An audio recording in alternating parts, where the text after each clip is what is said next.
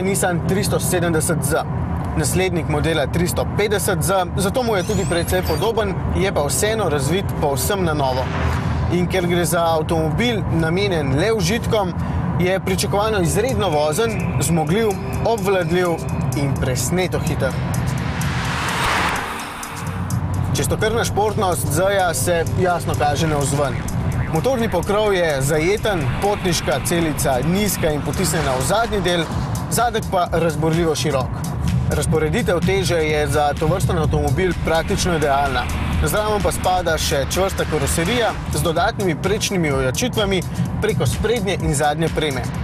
V praksi to pomeni, da je Z pravi športnik in kot tak zahteva tudi pravega voznika, ne pa nastopače. In če je takšen Z napravljen za počastitev 40. obletnice tega imena, potem ga je mogoče prepoznati po črni barvi laka, po temno-sivih platiščih in po izstopajočih rdečih zavornih čeljustih. Ok, sedaj pa bolj zanimivim stvarem. Bolj pomembno je seveda tisto, kar se skriva spredaj pod motornim pokrovom.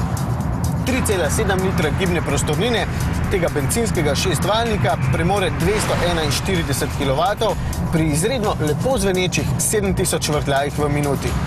V nizkih vrtljajih je umirjen, v visokih brutalen, skratka gre za prvinski avtomobil.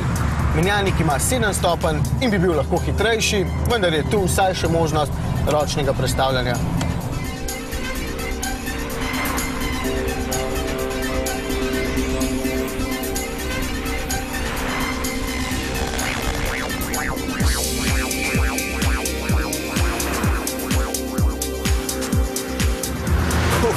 Med tekmeci je tole najbolj športen avtomobil.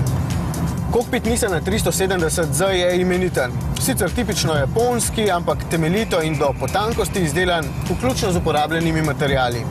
Slabo je pregleden le nazaj, kar je logično, pa tudi parkirnih senzorjev nima. No ja, za 48 000 evrov pač ne morete imeti vsega.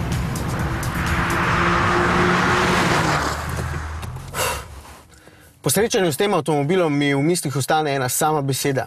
Hudo. Pa ne zato, ker že njegov izgled deluje skoraj prepotentno, ampak enostavno zato, ker je Nissan 370Z zelo dober. Grem raje še en krog.